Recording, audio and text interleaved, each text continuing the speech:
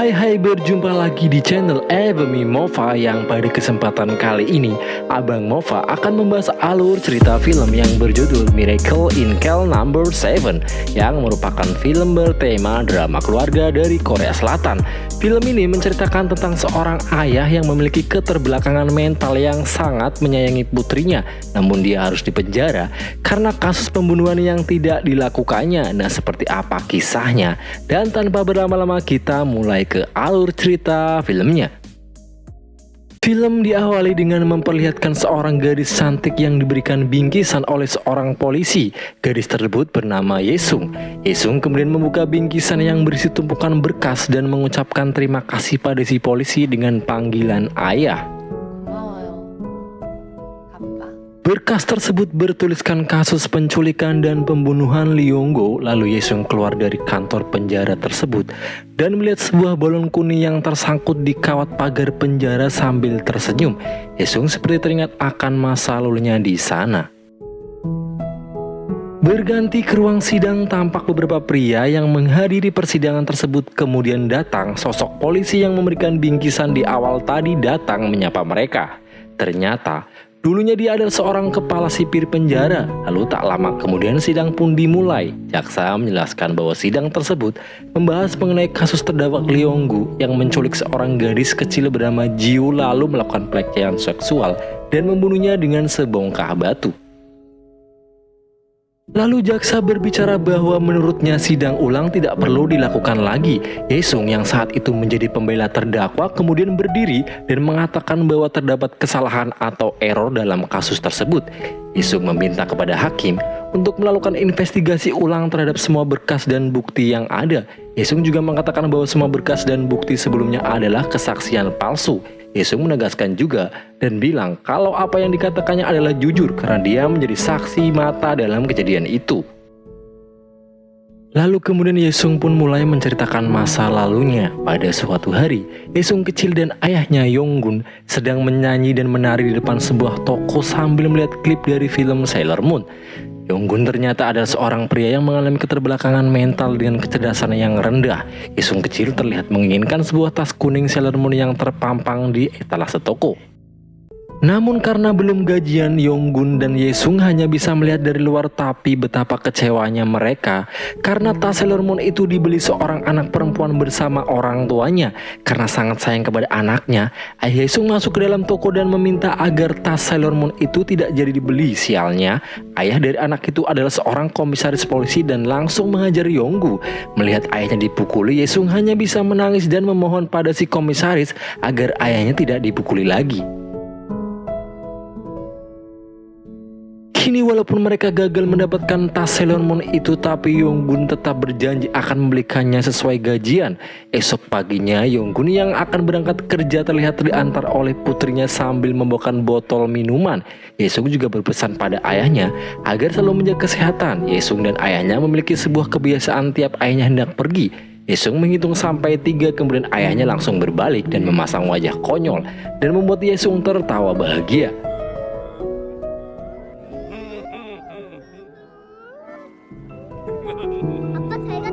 Singkat cerita, ayahnya ternyata bekerja sebagai penjaga parkir di sebuah supermarket. Saat istirahat makan siang, tiba-tiba Yonggun disapa oleh seorang gadis kecil yang ternyata adalah anak si komisaris polisi yang kemarin membeli tas Sailor Moon. Gadis itu bernama Jiung. Dia lalu bilang ke Yonggun kalau ada toko lain yang menjual tas Sailor Moon seperti yang dibelinya. Dengan semangat, Yonggun pun mengikuti Jiung pergi ke pasar sambil berlari. Tak lama kemudian, seorang ibu-ibu lewat dan melihat Yonggun sedang memberikan pernafasan buatan pada Jiung yang sudah terbaring dengan luka parah di dahinya. Si ibu yang salah paham kemudian langsung berlari dan berteriak meminta pertolongan, dan naasnya Jiung diketahui meninggal pada saat itu juga. Malam harinya terlihat Yesung yang menunggu sang ayah pulang dari kerja, namun sang ayah tak kunjung pulang. Yonggun yang ternyata telah ditangkap polisi kemudian dibawa ke TKP untuk mereka ulang kejadian. Di TKP sudah dipenuhi wartawan serta warga sekitar dan terlihat Yesung juga ada di sana. Sialnya, bentuk pertolongan pertama yang dilakukan oleh Yonggu disalahartikan oleh orang-orang, dan busuknya seorang polisi malah menyuruh Yonggun untuk melepaskan celananya dengan iming-iming akan segera melepaskannya dan dipertemukan dengan putrinya. Warga yang melihat Yonggun hendak melepaskan celananya langsung mengamuk dan mengutuk Yonggun dengan berbagai kata makian. Salah satu warga terlihat berlari dan melepas masker Yonggun hingga terlihat wajahnya. Yesung pun langsung kaget melihat ayahnya di sana. Kemudian Yonggun dibawa kembali ke penjara sementara Yesung hanya bisa menangis melihat ayahnya dibawa pergi oleh polisi.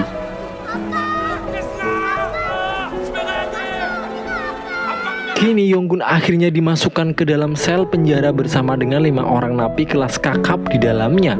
Di sana terlihat ada Bongsik si napi pencopet, Junho si napi penipu, Mangbyon si napi mesum, Seo si kakek aneh, dan Soyung si bos mafia yang merupakan pemimpin napi di sel nomor 7. Di situ Yonggun langsung memperkenalkan dirinya dengan lengkap di hadapan para napi lainnya. Setelah itu si bos mafia meminta Mangbyon untuk memeriksa berkasnya. Saat mengetahui kalau Yonggun ditangkap karena memperkosa dan membunuh anak di bawah umur, para napi pun langsung menghajarnya. Namun saat tahu bahwa Yonggun akan dihukum mati, si bos langsung duduk terdiam. Berpindah pada saat di lapangan penjara, Yonggun melihat bos napi lain ingin menusuk bos mafia teman satu selnya. Tanpa pikir panjang, Yonggun langsung berlari menyelamatkan bos mafia itu sehingga membuat dirinya tertusuk dan terluka parah. Si bos mafia yang merasa berhutang nyawa kepada Yonggun ingin membalas budi dengan mengabulkan apapun keinginannya, dan Yonggun hanya menjawab Yesung.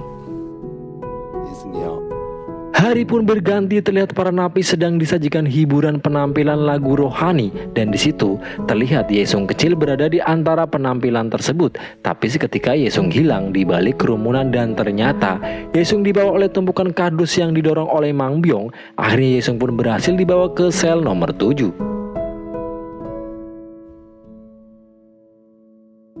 Lalu saat melihat putrinya, Yonggun langsung bergegas memeluk Yesung sembari menangis. Yesung pun bertanya mengapa sang ayah di penjara, padahal ayahnya bukan seorang penjahat. Kemudian dengan wajah polos, Yonggun bilang yang jahat bukan ayah melainkan teman-temannya yang baru saja membantunya. Selang beberapa waktu kemudian Mangbyon mendapat kabar bahwa rombongan Yesung mau pulang lebih cepat gara-gara pasturnya sakit gigi. Mendengar kabar itu, Yesung langsung komplain karena janjinya adalah 2 jam, ternyata cuma setengah jam. Dan semua napi di sel tahanan tersebut jadi pusing karena harus berusaha memberikan pengertian kepada Yesung. Akhirnya Yesung mau pulang karena si bos mafia sudah berjanji akan membawa Yesung kembali untuk bertemu ayahnya lagi. Tapi ternyata rombongan Yesung sudah pergi duluan. Akhirnya Yesung pun sementara menetap di sel nomor 7. Lalu beberapa hari kemudian Junho mendapat kabar kalau 2 hari lagi akan ada acara keagamaan lagi, sehingga ada kesempatan untuk memulangkan Yesung. Namun kehadiran Yesung memberikan atmosfer berbeda di sel nomor 7.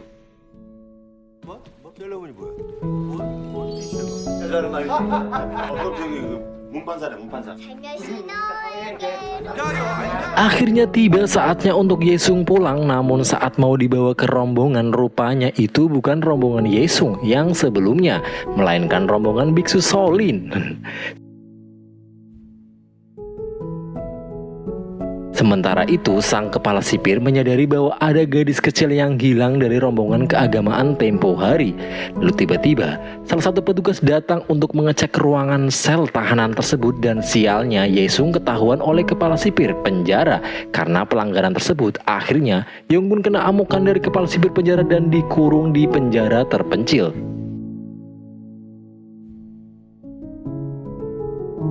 Singkat cerita, tiba-tiba suatu malam terjadi kebakaran di penjara yang disebabkan oleh salah satu napi. Saat itu sang kepala sipir langsung menyuruh anak buahnya untuk mengeluarkan napi lainnya dari sel tahanan, sedangkan sang kepala sipir sendiri menerobos ke ruangan si pelaku, dan sialnya dia malah terperangkap di sana.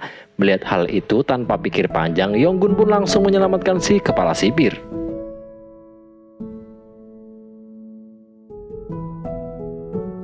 Kemudian keesokan harinya si kepala sipir tampak terbaring di rumah sakit penjara. Lalu dokter mengatakan kalau Yonggun tidak menyelamatkan dirinya mungkin dia tidak akan selamat. Saat itu terlihat juga Yonggun belum sadarkan diri dan terbaring di sebelah ranjangnya. Shin berpindah ke sekolah Yesung. Ia yang baru masuk langsung ditanya oleh gurunya soal kondisinya, dan Yesung meminta gurunya untuk bertanya langsung kepada ayahnya. Kemudian Yesung pun pergi menemui ayahnya di penjara ditemani oleh gurunya. Saat itu gurunya menceritakan semua prestasi Yesung di sekolah kepada Yonggun. Dari situ gurunya akhirnya tahu bahwa selama ini yang mengatur semua urusan rumah dari bayar listrik sampai mengatur keuangan keluarga adalah Yesung yang masih berusia 6 tahun. Akhirnya waktu berkunjung pun sudah habis.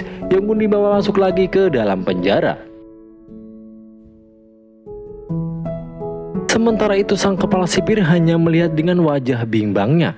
Yesung yang melihat ayahnya pergi membuat dia menangis sejadi-jadinya. Karena hal ini pun Yesung akhirnya lemah dan masuk rumah sakit.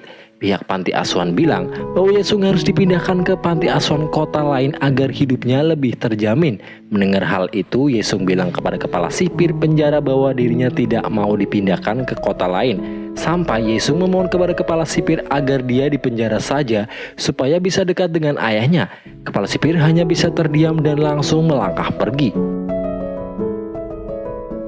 Kembali ke penjara, terlihat beberapa petugas penjara tengah protes kepada kepala sipir atas keputusannya.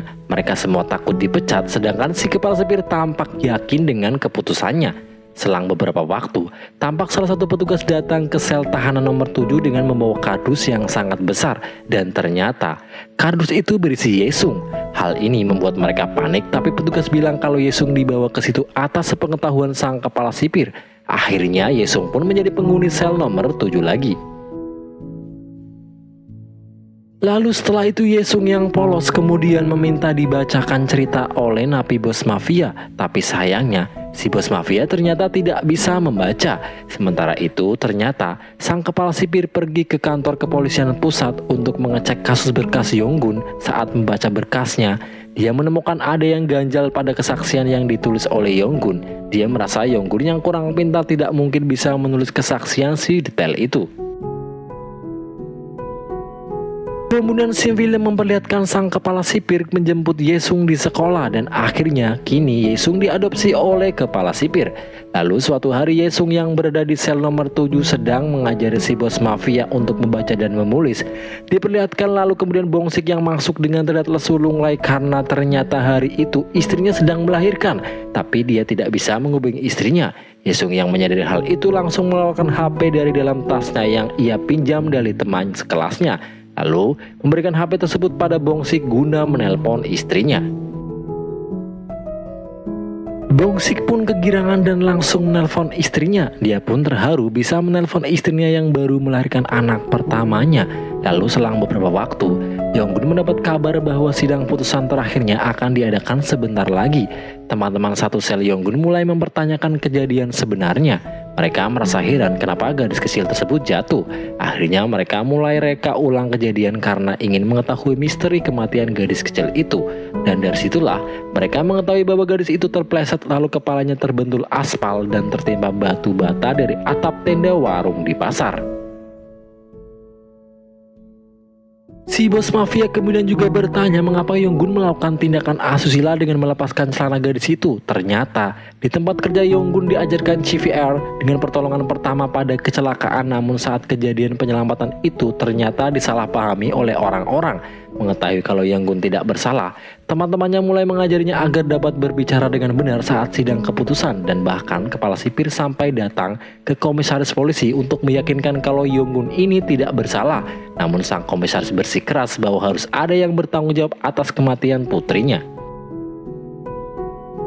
Akhirnya sidang Yonggun pun tiba, akan tetapi sebelum sidang dimulai sang komisaris polisi menunggu dan dia mengancam kalau dia tidak mau mengaku bersalah maka sang komisaris akan melakukan hal yang sama pada Yesung. Alhasil ketika ditanya oleh hakim, Yonggun pun mengaku bersalah dan meminta maaf. Mendengar hal itu, semua yang ada di ruang sidang menjadi ribut dan sang kepala sipir sangat marah kepada Yonggun. Hal itu dilakukannya karena Yonggun tidak ingin putrinya mengalami hal yang mengerikan sehingga dia memutuskan untuk dihukum mati. Hari-hari pun berganti tapi Yonggun terlihat bahagia di dalam penjara dan sesekali ia ditemani putrinya. Yesung juga terlihat bahagia tinggal bersama dengan keluarga kepala sipir. Hingga suatu hari, kepala sipir diberitahu atasannya bahwa tanggal eksekusi Yonggun sudah ditetapkan, yaitu pada tanggal 23 Desember, persis di hari ulang tahun Yesung.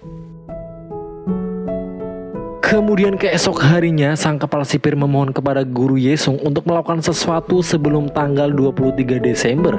Si kepala sipir mengatakan bahwa di tanggal tersebut adalah untuk terakhir kalinya Yesung ketemu dengan ayahnya. Saat itu teman-temannya tidak terima karena Yonggun tidak bersalah dan tidak seharusnya mendapatkan hukuman itu. Mereka pun mulai menyiapkan rencana untuk mengeluarkan Yonggun dari penjara. Hingga akhirnya hari yang direncanakan telah tiba. Saat itu di penjara diadakan pentas seni yang dipersembahkan oleh sekolah Yesung, dan di ujung acara para anak turun ke penonton untuk mengajak bernyanyi bersama. Saat itu Yonggun bersama Yesung berjalan keluar diikuti yang lainnya, dan ternyata di luar ruangan sudah ada balon udara yang disiapkan oleh teman-teman satu selnya. Kemudian mereka menyuruh Yonggun dan Yesung untuk naik ke balon udara lalu memutuskan talinya dan membiarkan mereka terbang. Melihat hal itu, para petugas keamanan langsung mengejarnya tapi dihalangi oleh para napi yang lain. Balon udara pun melambung terbang ke udara, tapi sialnya tali balon udara itu tersangkut di kawat pagar penjara. Namun demikian, Yonggun dan Yesung yang lugu terlihat tampak bahagia karena dapat menikmati indahnya mentari terbenam, sementara semua napi hanya bisa terdiam dan kecewa karena rencananya gagal. Hari pun berlalu, akhirnya tiba tanggal 23 Desember. Semua orang napi di sel nomor 7 merayakan ulang tahun Yesung dengan kue dan banyak hadiah. Bahkan si bos mafia berhasil mendapatkan tas Sailor Moon yang diinginkan Yesung sejak dulu. Kemudian tiba-tiba Yesung bersimpu dan berterima kasih pada Yonggun karena sudah menjadi ayahnya. Sang ayah pun juga melakukan hal yang sama, dan lalu mereka pun berpelukan tanpa tahu bahwa itu mungkin menjadi pelukan yang terakhir bagi mereka. Kemudian dua napi menuliskan sesuatu di punggungnya dan diikuti oleh napi lainnya. Akhirnya Yonggun dan Yesung pun berjalan keluar dari sel tersebut. Di punggung Yonggun terlihat pesan dari teman-temannya yang bertuliskan "We love you". Ditemani petugas dan kepala sipir, Yonggun dan Yesung berjalan ke arah pintu penjara. Di situ wajah Yonggun tampak sangat gelisah jikalau harus berpisah dengan putrinya.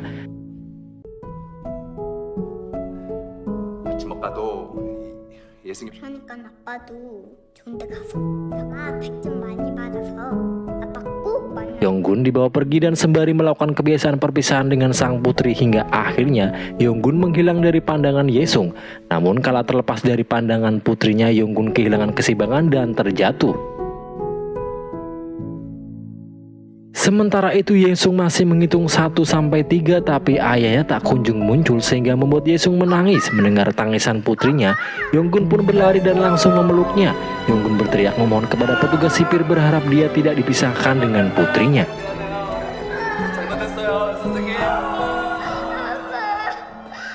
Seiring Yesung menangis, kita dibawa kembali ke momen persidangan. Kalau Yesung kini sudah dewasa. Di situ Yesung menutup cerita dengan mengatakan bahwa dia ada di situ dalam rangka membela dan mengembalikan nama baik almarhum sang ayah yang sudah difitnah dan diperalat oleh pihak-pihak yang tak bertanggung jawab.